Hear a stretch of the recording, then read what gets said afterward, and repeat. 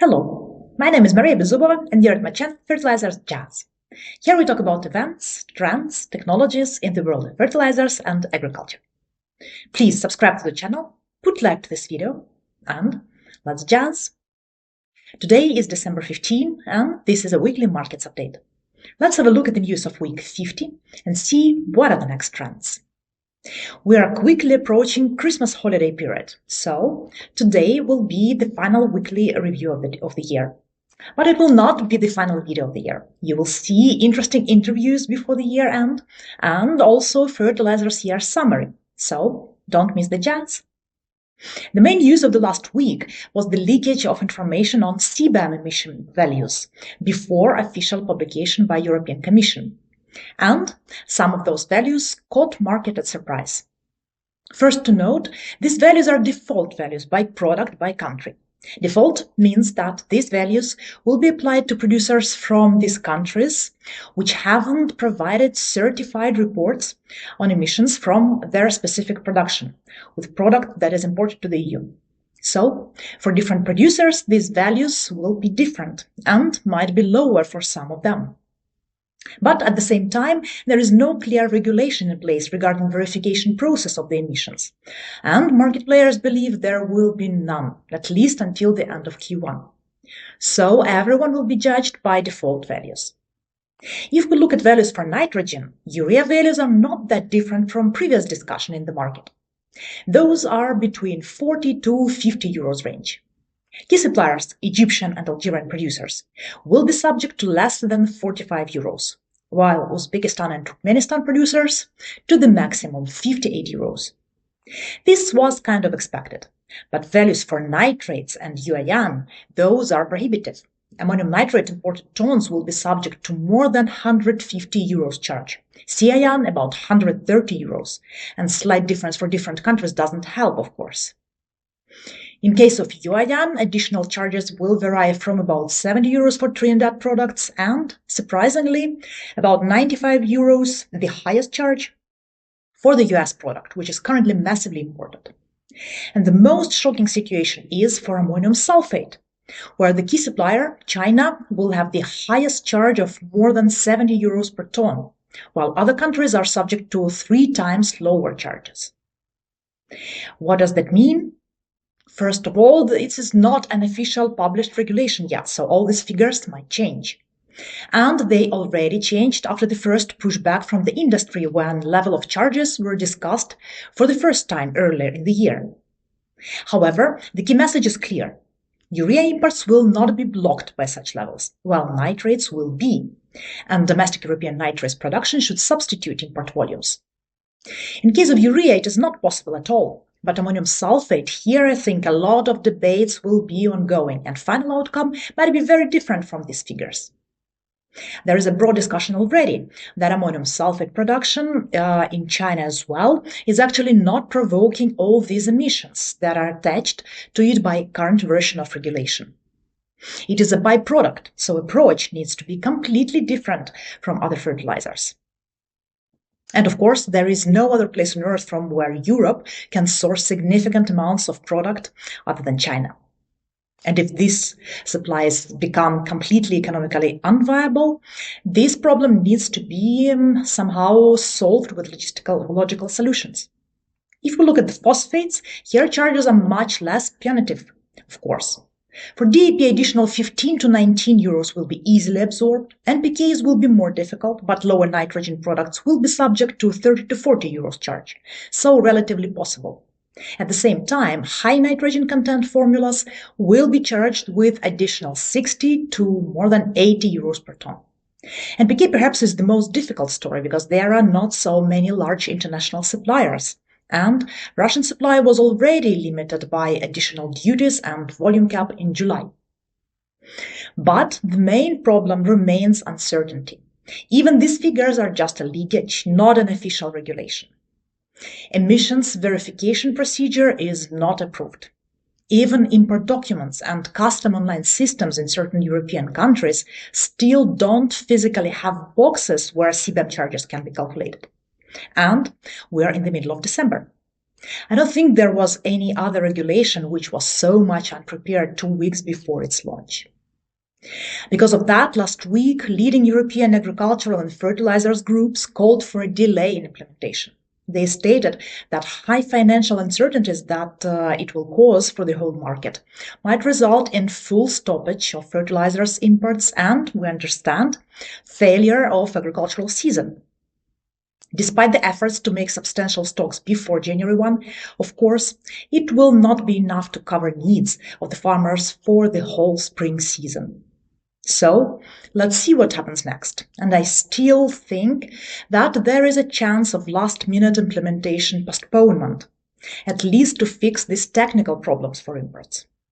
I'm not even talking about values revision or something like that. Let's see. Coming back to the situation in the physical markets, they were very quiet last week. In Urea segment, global demand slowed down even more, so prices slipped again. There were no major sales out of Northern Africa. Bids for Egyptian product moved lower than $440 FOB. Algerian producers shipped only contractual volumes. In the Black Sea, SOCAR announced sales tender for total 50,000 tons for mid-December to mid-January shipment. Let's watch where these tons will end up, as demand from Ukraine, the main outlet for Azerbaijan urea, is now not that active, and massive volumes of Nigerian urea are already planned for in December and January shipment. In Russia, Ekron's plant in Nizhny Novgorod was damaged by a drone attack last week, but it is unclear now how significant the damage is. Some trading activity happened in the Middle East and Asia. In Iran, Pardis reported sales in the tender of 95,000 tons at $376 FOB. But frankly, to me, this level sounds very, very high, taking into account current bearish market. Turkish netbacks indicate levels definitely below $370. Qatari producer received bids in high $380s FOB level in its tender for prilled product. And Brunei producer sold 30,000 of granular product at $387 FOB. And actually, this is it. Indian buyers were all attending a conference of Indian Fertilizers Association, so there were no trading activity. Rumors from the conference confirmed previous discussions that next urea purchase tender will most likely not happen before mid of January. And until then, prices will continue decreasing amid absence of other outlets. China is quiet in terms of exports after sales to the latest Indian tender. There are some talks about potential new export quota to be issued for January onwards, before domestic market will be at peak at the end of Q1, but these are only rumors. In the US, barges price dropped together with international indications. January barge price dipped to below $350 per short ton FOB level, but actual spot trading activity was muted. Only contractual volumes arrived. In Brazil, bids level dropped below $400 CFR. As we discussed already for some time, Brazilian buyers were weighing very carefully per nutrient content price in urea versus sulfate. And now, with urea prices drifting lower across the globe and AMSUL price increasing in China, the scales are shifting in favor of urea. So, last week there was some limited purchasing activity. Several vessels of different origins were sold for January shipment between $395 to low $400 CFR. Most likely with current trend, Brazilian buyers might activate urea purchases late in December and January. In sulfate market, Chinese standard copro values remained unchanged at $170 to $73 FOB, despite further production curtailments that are discussed in the industry. At the same time, it is difficult to verify these curtailments. Also, global demand is very slow, which doesn't support further price increase, even if supply is decreasing. Granular sulfate price was registered at a level similar to standard. Brazilian CFR values for granular product firmed a bit more, supporting latest Chinese offers to the range between $190 to $200 range. But demand is thin at this level. European supply is still suffering with outage of BASF plant, and prices firmed more last week. Fresh sales were evaluated in the range between 225 to 30 euros FOB Northwest Europe. However, the demand was limited. Shocking level of CBAM extra cost for Chinese product will shrink import activity until final confirmation, as Chinese was the key origin of imports arriving lately to Europe in very significant volumes. In nitrates market in Europe, demand has slowed down even more, and market activity is lethargic, owing to the full warehouses. At the same time, there is a steady offtake in the UK, and prices are stable. Yara has adjusted its ammonium nitrate offers in the UK by rolling over the December prices to January and January prices to February. In Europe, prices are stable and likely to remain so until January, as buying has stopped. Continuing natural gas price decrease and tremendous CBAM effect at nitrates blocked any import activity. Brazilian demand was limited as price held high at $300 CFR. However, Baltic FOB price is expected to increase in the coming weeks because Russian domestic demand will emerge massively. Also, there are unconfirmed rumors that 2 nitrate vessels were purchased again by CF to cover loss of product because of accident at Yazoo plant. US demand is another driver of Baltic FOB price increase. In the ammonia market, the activity was subdued across the globe, and prices remained unchanged. Nutrient plants in Trinidad are still not operational, but loadings from other suppliers offset nutrients volumes. In the US, new shipments from Gulf Coast ammonia plant is under question, as there is no new information from the producer. Market rumors indicate that it might take some time before next shipment emerges. At the same time, other new supplier, Woodside Energy, that was supposed to come on stream, is still in construction phase, which is nearing completion as per company's info. In India, there were no fresh spot deals registered last week, while uranium cargoes continue arriving. In the phosphate segment, the market was overwhelmed by the news from China, where government announced halt of all phosphates exports until August next year. Bearish trend that dominated in the market for the past 2 months may reverse even despite affordability remains low. Chinese long absence in the international market was the key reason for price rally of this year. China was back only in May, and now retreats again. Previously, market experts forecasted that international price will decline until mid to end of Q1, but now these expectations will be updated, I presume. In India, conference participation limited market activity, and there were no fresh deals registered. Last business done was Russian product at $670 to $75 CFR, but there is no appetite for new imports. Anything purchased now will go into storage as there is no distribution demand, and current DAP stock is evaluated around 2.5 million tons, which is deemed sufficient at the moment. No new information about maximum retail price change or subsidies emerged from the conference discussions so far. In the US, NOLA values dropped more to $620 to $50 per short ton for DAP and even lower to $615 to $30 per short ton for MAP.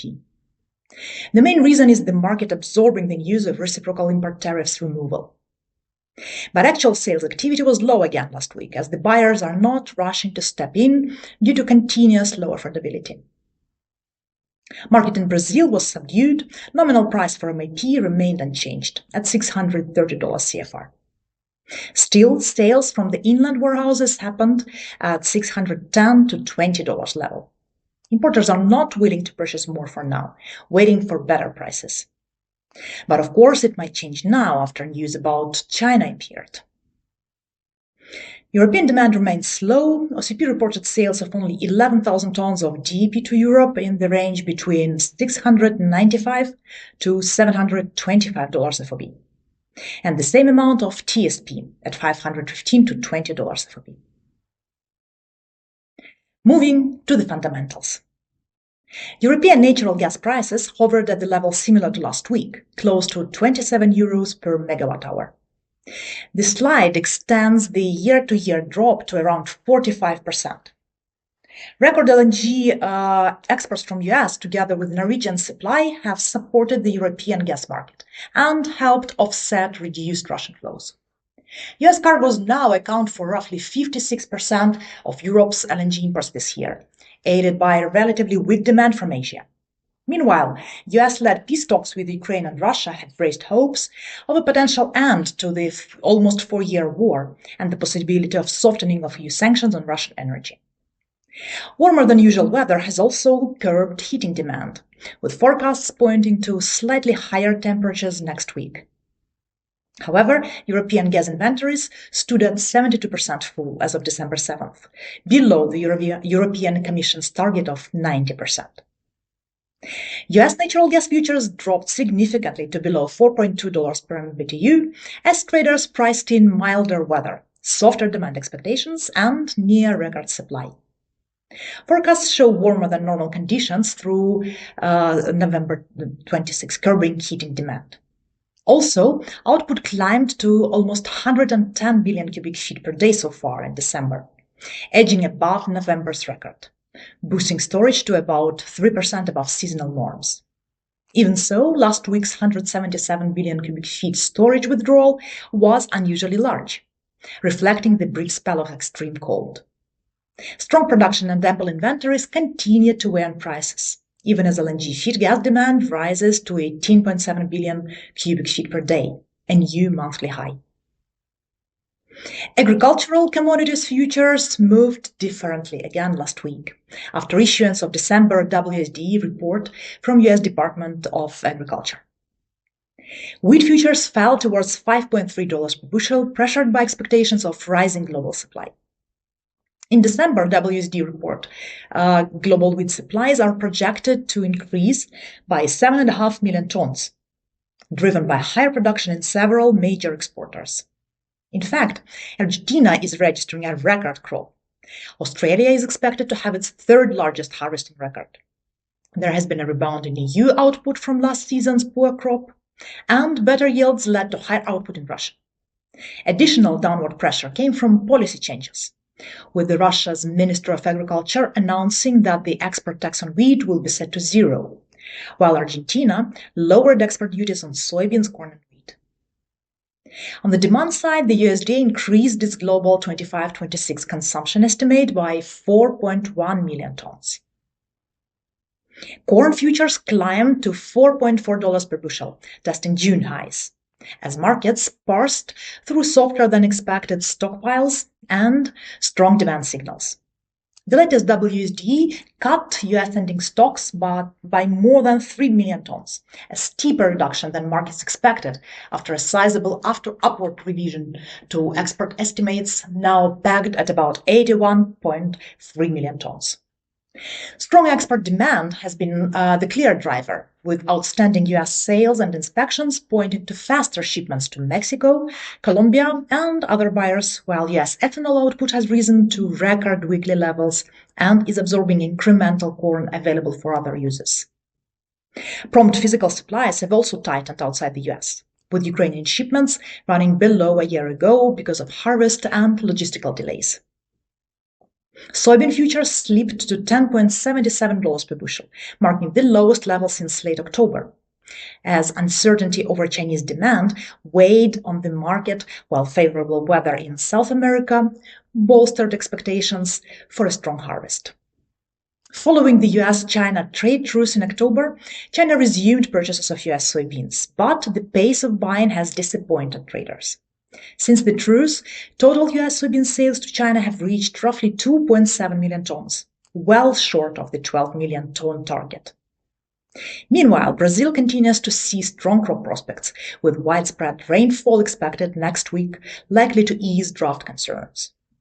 In addition, President Trump unveiled a $12 billion aid package for American farmers on Monday, aiming to support a sector hit by tariffs and the trade war with China. Moving to the shipping industry.